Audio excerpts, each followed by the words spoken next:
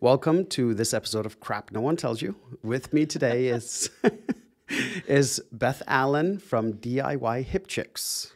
And we are going to have a talk about the crap no one tells you about being a female homeowner.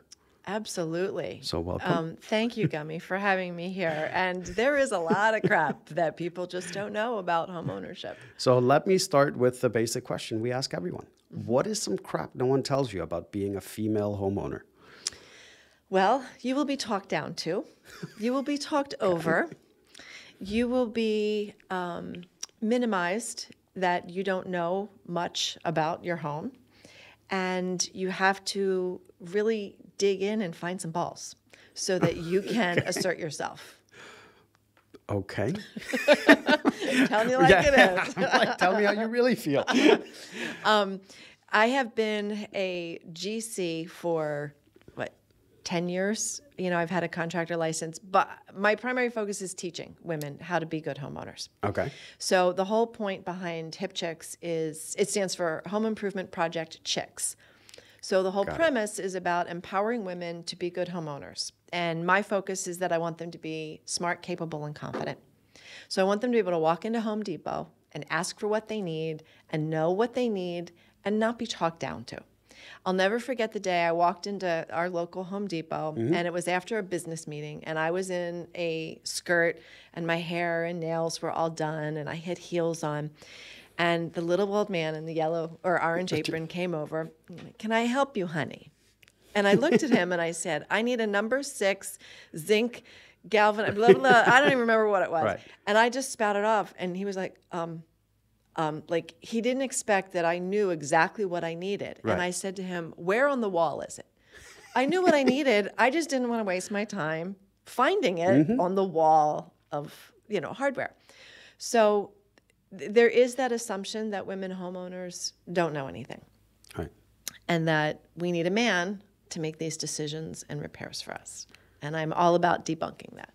So I'm guessing this doesn't only apply to hardware stores, but like if you need someone to show up at your house. Because a lot of times we need contractors to fix stuff, right? Absolutely. And I teach very much the focus of what can you as a homeowner do yourself, but what are the things that you do need a pro for?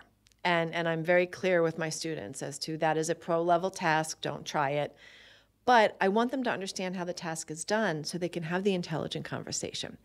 Now, a lot of women will go through the same thing when they take their car to the auto shop, that the assumption is that you don't know anything about the vehicle. So reality is most of us today don't know a lot about our vehicles because they're all so technical. Correct. So you need a computer degree to work on a car anymore. Exactly. Right. It's not the old carburetor fix Nope. of 1970. So what I try to do is just give them enough information about said task so that they can have a solid conversation with that contractor. So they know what they need, they know what they're getting, they ask the right questions. And it's amazing how the conversation can change when you go in there armed with enough knowledge. So I teach tile and how to do tiling. Now, I have students who have tiled their bathroom to the studs. Like they've taken down the old tile, they've put up the waterproofing and the cement board, and they've done it all. Now, most of my students aren't going to do that. There's a few that are gung-ho, yeah, I'm going to do this. But I want them to know, to ask the contractor, I want cement board. Are you going to put the red waterproofing behind it? All of these things. So when they have that contractor come in, they don't feel like they're behind the 8 ball, and they're kind of just dependent on whatever typically he says. It's very hard to find female contractors. Yes. But so as a side note, just in general, because like I have a lot of male friends too that probably don't even know how to hold a hammer, for that matter. Yeah. I do teach men. I do teach men. It's interesting. The YouTube channel that I started 10 years ago, we have over 3 million views. I get about 40,000 views a month. Okay. 60% of them come from men. Yeah. Which I'm all for it. So any me. man is always welcome at Hip Chicks. It got started with a female focus, but I have a husband who does not do any home repair, and I have 3 sons. So I'm all about empowering men, just as much as women. But women off the bat are more vulnerable when you have to have a contractor come out. One of the worst stories from my student population was one of the girls ended up coming to Bucks County Community College to take my class because she hired a plumber because she had a leak underneath the sink. Okay. She wasn't sure whether it was the sink or the garbage disposer. She hires a plumber to come in. Well, turns out that the gasket, the triangle metal gasket on the underside of the sink that supports the garbage disposer, that there was a leak there. He spent 15 minutes under her sink, came out from under, and charged her $300. Something. It was even for a novice, it's a 30-minute job at most. 15 minutes. I mean, Right. it's just getting the 2 screwdrivers and, twisting it. So she felt so violated. This man is in her home. She's a single female homeowner by herself. And this man did the service, and now he's asking her for $300. And she didn't know what to do. She paid it. And she felt horribly violated afterwards and stupid and insecure. She found my class. This girl, oh my God, she has bought so many tools. She took down a non-load bearing wall in her basement. She's done doorknobs and light fixtures and all sorts of things because she now got the bug that I don't want to feel dependent. And a lot of this stuff, I mean, the basic things are simpler a lot of times than people. Is it going to be perfect every time you do it? No. No. But, that comes with practice. Yes. But if you don't get started, it'll never get better. It'll never happen. But more importantly, I think, is when people start doing this, and here's another thing just from like another angle is a lot of these home improvement shows that drive me nuts. So fake. Because my wife goes, we're going to have demo day at this crappy house we bought. And I'm like, what do you mean demo day? Like, you realize there's 4 of us here. Like, we have 3 weeks worth of demo here. And she's like, what do you mean? And I'm like, when they do demo day at the shows, that's 20 guys working for 16 hours, and they're not demoing nearly the amount of stuff we have to, right? But the point of this is we wanted to move a toilet, and we were moving it 4 feet. Oh, yeah. Right? That's a lot of work. Right. And people that didn't know anything, because I had a few friends there, and I was like, oh, yeah, we got to move this toilet from here to here. And they're like, oh, that's going to be easy, right? And I'm like, nope. The joists are running this way, so we're moving the toilet from here to here. So now we've got to pipe through the joists. And we got to sister them, and we got to do all that stuff, right? But I think the more of this people do, and I'm one of those guys, I get a contractor in and I hover. Oh, right. And that's what I teach my students. And I warned the contractor. I'm like, listen, I'm going to be hovering and asking questions just for my own sake. Like, not because I don't trust you, but it's my way of learning, right? But it's funny how these DIY home shows have, first of all, made things often look way too simple. Yes. And secondly, I also think it, in a certain way, like disempowers people. Absolutely. Because the expectation level is so high. It dumbs it down, and people think that it's a simple fix, and they don't realize that it takes a team of 50 people on those shows. Yes. It wasn't 2 people that did a kitchen renovation on a weekend. Like, oh my gosh. Can you do a backsplash? Probably. Depends on how big the kitchen is. Right, but that's within reason for like a weekend project, right? But people also forget. You are parents, you have kids, you have soccer, somebody vomits and you got to go clean it up. The dog just peed, you got to deal with that. It's time for dinner. Oh, the baby woke up. Like, life is happening around that. Yes.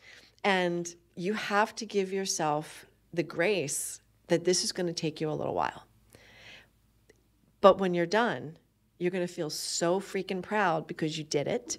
Right. Because you saved money, you built your skill set, and you're ready to take on new projects. It's been 11 years since I redid my own kitchen. And I stand around and I look, and that was my pride and joy. Yeah. I hung every cabinet. I did the backsplash. I moved electric, plumbing. I moved 2 walls, all the drywall, laid the floor, like everything except the granite, because you don't do your own granite. No. There's a reason why you call the granite guys. Yes. $1 million cutting machine, right? Like, yes, way too heavy, you'll Yes. crack a foot. There's Yep. there's a technique for all Yes. that. But if I can just get homeowners to understand the bigger piece is not just, ooh, I want to do a renovation, is what's the everyday homeownership skills? Right. Because if you don't take care of that house, it's like your body. If you don't maintain your health, if you don't eat well, sleep well, all of those basic things, you're going to have problems. And the house is no different. People go, how do you go from being a nurse to a contractor? Well, they're the same concepts of we have this entity and it needs proper care. And there's a system and some are integrated. And you have to make sure that you are maintaining it for the long-term value. So for me, if I can get people to understand the maintenance, the simple tasks that they need to do on their house, the house will keep its value. Right. So you brought up something now I have to ask. What? You don't go from being a nurse to a GC. Yes. How did that happen? Well, I was director of nursing at a retirement home before children. I loved my job. I was the nurse manager. I ran the clinic for 500 retirees. Basically, I had 500 grandparents because I was 23 when I took that job. Okay. It was a very big job, but I loved it. But I also was exhausted by it. So when I found myself pregnant after 4.5 years, my husband and I decided to keep me home and just be a mom. And I don't say just be a mom because it was the best job that I've ever had, and I miss those days desperately, being home with 3 little boys. But even with being home with 3 little boys, I was not a helicopter mom. Right. They were my world, but also go play and entertain and bond together without me. So I was piddling around the house doing things, and I was doing light electric and carpentry, trying to make the house my own. And all my friends were like, you need to do something with this. So I went to Temple for a certificate of design. I wasn't going back for a bachelor's, but I went for their certificate program. And then I opened a little design business, and I started offering design services, but realized that a lot of the women I was working with were willing to spend $15,000 on a room. Right. I grew up paycheck to paycheck in a blue-collar family. It didn't sit right with me because I realized that there's a lot of women growing up the way I did that might have had $1,500 to spend on a renovation. Right. Not $15,000. So how could I help them? Because they, too, were entitled to a home that was beautiful, safe, and functional. How could I help them? So then I sat down at the kitchen table, and the idea of Hip Chicks literally came. My son, who is still my videographer, helped me come up with the logo, and my husband and sons came up with the name. And she was born at the kitchen table as a family thing. And I started teaching basic home repair classes. Started off with 5 weeks, Okay. a little light plumbing, electric, some carpentry tools. Just here are the tools. This is how they work. These are the ones that you should buy. This is what you should borrow from the guy down the street for a case of beer, you know. So I'm still teaching that core curriculum 10 years later. Yeah, and I don't think you'll ever run out of students for that one. No, and wherever I pop up, there's always, women that come out and a few very confident men that will walk into a room of women. And I say to them, first off, I might pick on guys a little bit, Right. just be known, but I love men, and I'm just about, we're all in this together as homeowners. And it's the biggest asset we have is our home. Yes, for most people that is. Yeah. Absolutely. It's what we bank paying for college, our retirement. We borrow against it for a wedding, for all sorts of things. But yet there's no manual, or I should say there's no class. Correct. There's no course. Right. Before you leave high school on how you should be a good homeowner or property owner. Right. Or even a renter, and how to take care of yourself from that perspective. How to understand basic things around your house, for example, like how they function, right? Like first thing we did when we bought the house was, because I tore it down to studs, like most of it. So the first thing I did was I went and photographed where all the water lines run through my house. Yep. Right? And it seems silly, Nope. But I now have pictures that if I see water somewhere, if I see a little brown spot, if I see a leak, Yep. I can go pull out my photos and go, oh, There's a joint there. yes. Yep, absolutely. We had our house built, cookie cutter, builder grade, 25 years ago. And at the time we were, 2 miles away in a townhouse. And so every weekend, my husband and I would go and we would tromp through the mud and the muck and get to our property. And we started taking pictures. And at first I laughed at him. This was the old, print them up on, film. But I cannot tell you, Gummy, how many times in 25 years of homeownership we have pulled those photos out. We have been able to identify, do I have a double stud there? Is that a load bearing? Oh yeah, that's where the duct is. That's where the drain from the bathroom. It has been such an asset. Now, not everybody has the option or the benefit, but mapping out your home's electrical system, understanding your HVAC, all of these things matter, because when you do have a problem and you call the plumber or the HVAC guy or whatever, you can have an intelligent conversation. Correct. And a lot of times you can help them, right? Like Over the phone. Yeah. They don't always need to be there to be able to identify the problem if you know the basics. Yes. And another thing that I realized late in life is I don't have to hire a contractor for a complete task. Correct. I can hire a contractor for a partial task. Absolutely. And I think that's something that in general, male, female don't really care.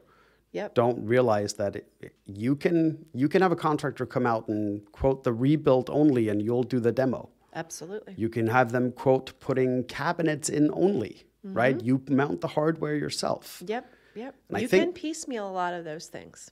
Yeah, and I think that's a lot of homeowners miss out on that opportunity where they could do a lot of these basic things themselves. Yep. I mean, having access to resources like what you teach starts giving you the confidence of going, wait a minute, I don't need him to do all this stuff, because, contractor's going to charge you what are we up to? 150, 175 bucks an hour for a contractor to show up for an hour? Yeah. To hang handles on cabinets? No way. Right? No way.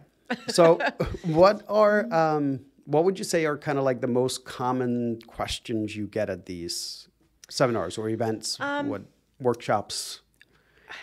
A lot of questions are, believe it or not, are around hanging things. That's always a big deal. Okay. Hanging things. How do I find a stud? How do I put in a proper wall anchor? Because every time I use one, things fall down. They aren't using the right anchor and the right materials, right surface.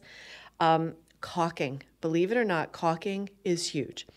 It is the number one video, or I should say the number one set of videos that I have had on my YouTube channel for like the last year. How to open a tube of caulk and how to caulk a bathtub. Oh, yeah. Because one, you can't find a guy that will even come out and do that. No.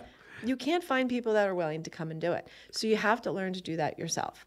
I mean, I literally crack up 500 people a day are watching my video on how to caulk a tub. Okay. Do you know what? I can totally see it, though, because I don't think most people realize how much caulk is in your house in general. Oh my gosh. Like from windows to doors to baseboard to trim to tubs, kitchens, sinks. It should be around all the utility lines. Yep. It keeps out mice, bugs, drafts, all of these things. Right. I mean, it's just wild. And it's not a highly skilled task. No. I mean, it's just a few tricks, and you got to get a little groove of how you're doing it. But once you get it down, you're like, and once you start doing it, you get better at it too. Yeah. Right? Like but my best advice is don't buy those stupid little tubes, that handheld tubes, Oh, yeah, because no. they're awful. Get a caulk gun. You need a caulk gun. Yes. You need a cartridge tube, and it's so Yep. much easier and less messy. But leaks are a big question. Bad outlets. I have an outlet that's not working. The GFI is the. I say to women in the classes, you need to know where every GFI in your house is. Yes. Because you don't want to pay the man to come out to push a button. Correct. Because that's what your partner's to do. Correct. Your partner will push your buttons for free. Yes. But that is, I mean, I had one of those instances just at my house.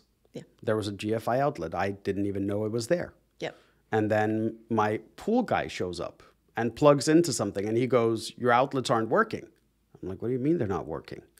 Didn't realize that where he plugged in was actually tied into a room that was 30 feet away. Yep, and the GFI was in there. Was in there in a room that didn't even need it. That was the weird part. Oh, that's really right. weird. Like it was like a spare bedroom. Yeah. Yes. Yeah. So like I didn't even think to look for it, and it was funny. I had an electrician coming out to do some other work, like not this, and I asked him like, "Can you take a look at it? Like I can't figure it out." And that's exactly what he does. He walks in, he traced the line, and then he goes, beep. He's like, "It's fixed."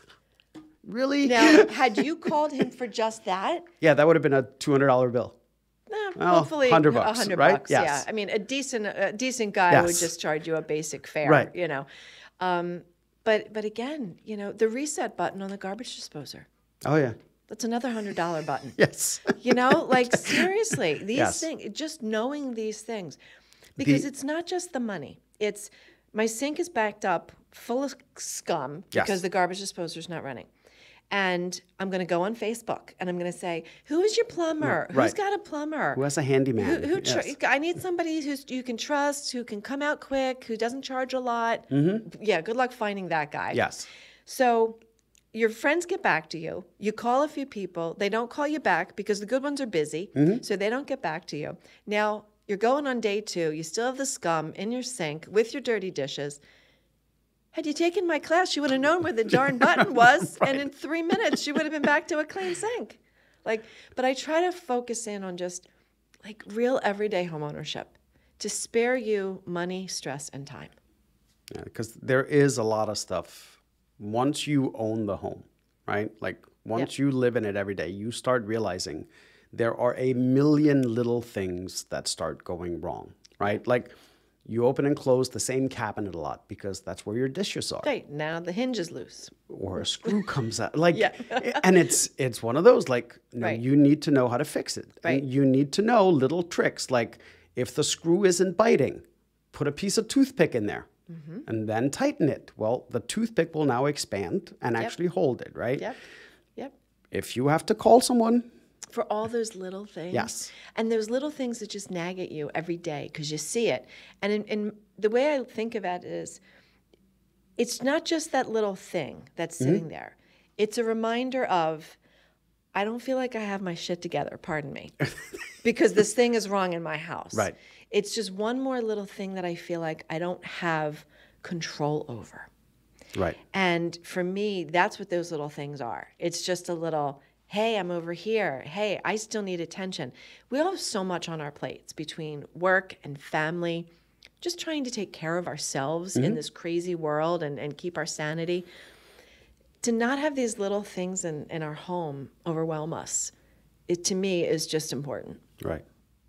So what would you say would be like the most essential knowledge to have for when you need a contractor? I understand like getting an HVAC guy versus a plumber versus an electrician is very different. Right. But there's got to be some base knowledge where you'd go, okay, you need to know this before you call the contractor. Well, one of the things that I always tell my students is first, the word of mouth is always a great thing. So in terms of bringing somebody into your home. So, it's really important to understand what are they going to charge for just walking through the door. And a lot of people don't ask that. And then they get blindsided because it's $200 for that hour that they're there. And it may be just diagnosing it because it's a more complicated problem. You know, for HVAC or even for plumbing, you got to open up walls. $189 a pop. Exactly. Just to show up and figure out what the problem is. So always ask that. You know, what is your flat service call? And, you know, do you apply that to the bigger project or, you know, if it comes to that? Because this way, you know up front, like, all right, am I prepared to do this? Because some people are literally living paycheck to paycheck and that this holds them back. So that's important. The next thing is YouTube the problem if you can. Now, I'm not saying you're going to use YouTube to fix it because it may be above your skill set and your tools library. But to have some knowledge of what is possibly going wrong. You know, the pilot light on my water heater went out a couple years ago. And I'm like, well, I am not calling for this until I figure this out. So I started Googling. I also called the company. And the company directed me, this was a Rheem hot water heater, directed me to videos on how to fix my pilot light. Right. So I watched their video and I was able to do it by myself. But just to be able to get on the phone with the manufacturer and have them walk you through what the problem was so that then you can get on the phone with your contractor and say, I spoke to the manufacturer. Yes. I have a bad dip tube. What's a dip tube? Well, then you've researched what a dip tube is. Do you know what a dip tube is? It's the metal rod that goes into the tank, if I remember correctly. It's often plastic these days. Oh, really? Which is the problem. That I didn't know. Yes. So this plastic tube goes to the bottom of the tank to help redistribute and circulate the water for better, you know, even temperatures. Well, the dip tubes break down over time. And that's why the water doesn't circulate and you get 5 minutes of warm and then your shower turns cold. So Rheem Tech Department helped me figure out it was a bad dip tube. They sent me a new dip tube. I went to repair my dip tube. I didn't have a proper wrench to get the big nut off the top of the tank because it's a real big one. So I ended up calling my plumber. And like you said, sometimes you do half the project yourself. I called him and I said, Keith, I just need you to bring a really big wrench. It'll take 5 minutes. Right.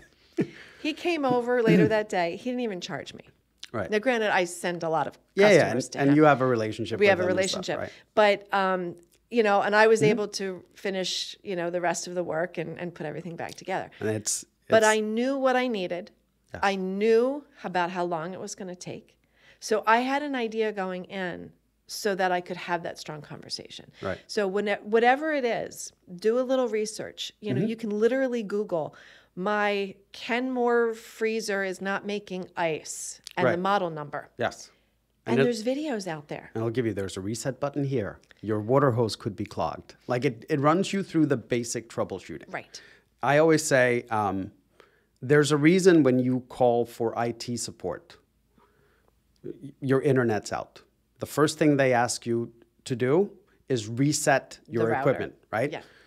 And it took me years to figure out why they do that. It's because a large chunk of the time, it's simply because it's not connected properly. Yes. There's no power to it. So they solve the problem in the first step. Yes. If you would have just gone and done that before you called them, you probably would have fixed the problem yourself. And saved a phone call. Correct. Fortunately, you don't need someone out for that most of the time, but it's a lot of times it's the simplest things that actually seem like they're causing a big problem, but it's a 30-second fix. Yeah. And we just overlook the obvious. I remember I was at a woman's house. I was doing, I don't even remember what project I was doing for her, but she said to me, while you're here, I need you to look at the porch lights. Because I was going to call an electrician and I just keep forgetting. So I get my step stool. I go out onto the porch. I open up the globes. The bulbs were dead. This woman was a PhD, child psychologist. And the thought that the light bulbs were dead inside the porch globe didn't cross her mind. Didn't even cross her mind. I said, do you have two can you get me a pack of light bulbs or should I run it? Oh, no, I have light bulbs. Yeah, problem solved. Fixed, yeah. The most obvious things. And I think people panic when something goes wrong. And I want them to go into a problem-solving mode. Yes. And that's kind of how I approach life, is that I'm a fixer. So when something happens, you know. I want to know what it is. Right? Like why is this happening? What can I do? Yes. Let's figure this out. How can I figure this out? Yep. Who can I talk to? What can I read? What can I watch? How can I figure this out? Because I don't like being in the dark. Right. Literally or figuratively. I want to know. I want to know. And that's how I've taught my kids. I'm like, we are problem solvers in this house. You know, like, don't freak out because something's happened in your world. Stop and go, how are we going to fix it? Right. Don't worry about why it happened. All right, how do we move forward? Yeah. You know. But kind of to wrap this up, but one of the things you said was you tell people what tools to buy. So it reminds me, my brother-in-law, they bought a townhouse. First house they own. And I come over there the one time and he takes me to his garage and he's like, look what I got. And then he had his first Ryobi like the smallest drill you can get. What, like the 12 volt? Yeah, yes. And for him, perfect tool, because Right. all he's going to be doing is hanging photos and putting in a couple of screws. Right, Like assembling a piece of furniture. Correct, right? And I'm like, well, that's awesome. Like, did you go get it? He's like, yep. Spent 40 minutes at Home Depot figuring out what drill to get. I'm like, you spent 40 minutes on the 12 volt. On the 12 volt basic. I'm like, okay, well, at least you got the right tool. Like, this is going to be within the scope of what you need, right? Exactly. But what are some basic tools you think every homeowner should have? Like, that should just be standard equipment. Yes, absolutely. I believe everybody does need a power drill. Mm-hmm. And unless you have, physical limitations, I would skip the 12 volt and you should go for an 18 volt. Mm-hmm. I don't care what brand. I would say Ryobi is great because it's Home Depot. It's a nice price point for homeowners. And they're interchangeable. They're stuff all interchangeable. is fantastic. It really is nice. Now, if I was going to start myself all over again, I would go with DeWalt because it's a heavier duty contractor grade for the Yes. amount of things that I do. Correct. But for homeowners, I think Ryobi is a great spot. No plug for Ryobi, but Yeah, I don't get paid either. But but I love the fact that I can take my battery from my drill and put it in my leaf blower or my trimmer. And I'm like, Absolutely. it's fantastic. Yep. I have a whole wall with a pegboard of Ryobi green, Right. hanging up. You need a decent hammer. I'm surprised how many people have a crap hammer. A decent hammer, one that the head doesn't wobble, one with a good grip, and not a baby pink floral hammer, like a real 16-ounce, grown-up hammer. Grown-up hammer. I call it a grown-up hammer. I think you need to have a ratcheting screwdriver set. That is pivotal for me because I also use it in my drill to turn my drill into a screwdriver because I use it as a screwdriver more than I would ever use it as a drill, for most projects. But a ratcheting screwdriver set is fantastic. You can get a kit that has, 70 little attachments and you now have 70 screwdrivers. And it is such an asset because Phillips, slotted, star, square, And just in all the sizes. Yeah, I was just going to interject because a Phillips isn't a Phillips. A Phillips has what, like 7 sizes, 9, whatever it is? At least. Yes. Go down to an eyeglass repair, and you need the microscopic set. And I learned that the hard way, assembling the furniture you get that you got to assemble. Yeah. I just grabbed my drill and And then I stripped all the screw. screws. Yep. And I'm like, why did that happen? And then I'm like, oh. Not the right fit. I literally in my class, we have a drywall day and I bring in drywall chunks and drywall screws and I have the students bring their drills to class and I want them to use their drills and I go over all the parts of the drills and I'm always yelling, stop stripping, somebody's stripping, like I can hear that. So, but I teach them why they're stripping, how to not do it and how to back it out because this is the part of frustration that people do. But back to tools. Yes. An adjustable wrench, needle nose pliers, a good tape measure, a 25-foot tape measure. Don't try to measure with your feet. If you have a big lawn, get a 50. Yes.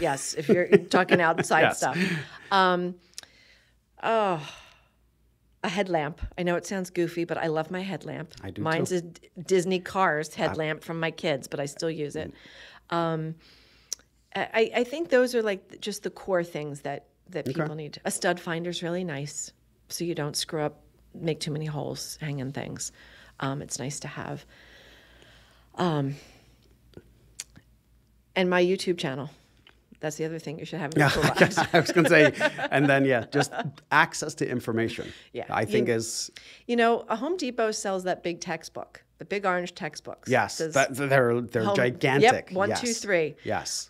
I bought that 25 years ago. I still have it. And of course, I don't need it very often, but I have pulled it out in, the recent years. A lot of this stuff hasn't changed. It hasn't, no, and it's right? not. Like a screw still goes in the same way it did 25 years ago. An outlet is still wired the same way. Correct, right? It's... Yeah. So that's a really great book to have in your back pocket. So last question. Mm-hmm. What are some absolutely do not try this yourself tasks? Do not try to rewire. Do not open your circuit breaker box yourself and try to add a line. Do not try to replumb your house. Okay. If you want to change a faucet, change a toilet, that's basic homeownership. Do not try to do your own roof. There are too many ins and outs of doing proper shingling that you can. And base layers and. Yes. And set yourself up. Yeah. And the fall risk. It's just not worth it.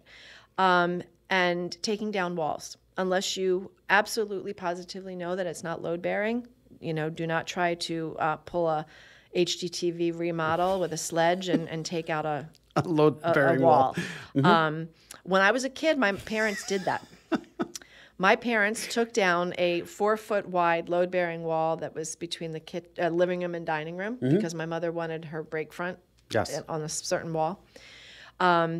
Let's just say 38 years later, I was tasked with selling said home after my mom passed, and there was a 2-inch drop in the ceiling from the bedroom upstairs in the baseboard. I am honestly surprised that it wasn't more than that So after am 38 years. Like Yes. I'm surprised it was still hanging on, to be honest with you. I'm surprised the whole thing hadn't dropped. It must have been built when they actually used the full solid joist, not these modern like double layer. Oh, yeah. Okay. So, fortunately, the neighbor was a GC and charged us $600 and came in, cranked it up, ran a new header, and wow. And again, he ran the header. I did all the drywall and the Correct. trim and finished it all out. Correct.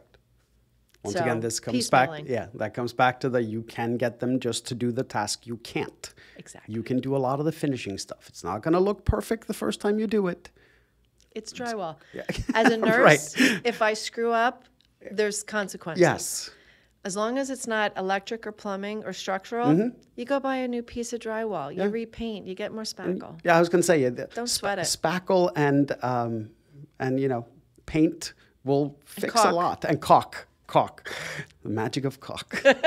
So, well, thank you so much for coming in. Well, thank you, Gummy. And we will be back with another episode.